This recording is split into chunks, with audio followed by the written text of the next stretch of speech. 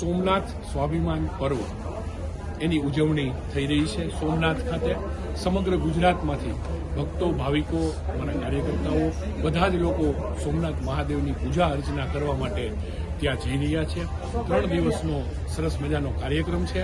72 કલાક સુધી ઓમ નમઃ શિવાય જે પંચાક્ષર મંત્ર છે એનો જાપ થવાનો છે અને સોમનાથ મહાદેવનું મંદિર જે જીર્ણોદ્ધાર થઈ એને 75 વર્ષ પૂર્ણ થઈ રહ્યા છે ત્યારે આપણા યશસ્વી વડાપ્રધાન નરેન્દ્રભાઈ મોદી સાહેબ ત્યાં સોમનાથ આવી રહ્યા છે અને આખો ભવ્યાતિ ભવ્ય આ ભક્તિનો એક કાર્યક્રમ ઉજવવાનું આયોજન કર્યું છે.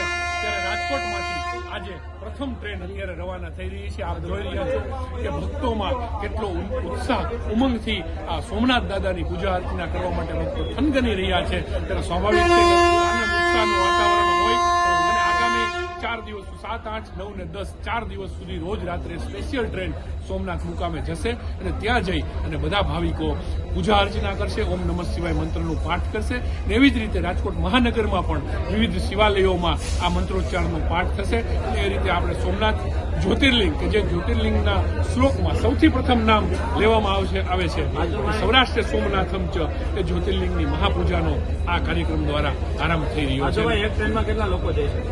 એક ટ્રેનમાં એક બોગીમાં 72 સીટ હોય છે. અત્યારે આ ડબ્બામાં મને લાગે છે 1051 જેટલા ભક્તો અત્યારે જઈ રહ્યા છે. ભક્તોમાં કેવો ઉત્સાહ જોવા મળે? ભક્તોમાં જબરજસ્ત ઉત્સાહ હોય એ સ્વાભાવિક છે કે ભોળાનાથ એટલે દેવોના દેવ મહાદેવ એની પૂજા અર્ચના કરવી એ દરેક ભક્તને એક અનન્ય ઉત્સાહ અંદરથી આવતો હોય છે. આમાં કોઈને કેવું નથી પડતું. આ એક સ્વયંભૂ લોક જુવાળ હોય છે અને જ્યારે સોમનાથ સ્વાભિમાન પર્વ ઉજવાઈ રહ્યું હોય ત્યારે સોમનાથ દાદાનો જે ઇતિહાસ છે એ ઇતિહાસને યાદ કરી અને આ પૂજા અર્ચના થવા જઈ રહી છે ત્યારે લોકોમાં ખૂબ ઉત્સાહ છે અને વડાપ્રધાન નરેન્દ્રભાઈ મોદી સાહેબ ત્યાં આવી રહ્યા છે અને આખો દિવસ ત્યાં રોકાવાના છે. ત્યાં એક ભવ્યાથી ભવ્ય શોભાયાત્રાનું આયોજન પણ થયું છે અને એક સરસ મોટી રેલી અને સભાનું પણ આયોજન થયેલું છે. ત્યાં પૂજા અર્ચના બધા કરશે. ખૂબ મોટી તૈયારીઓ ચાલી રહી છે.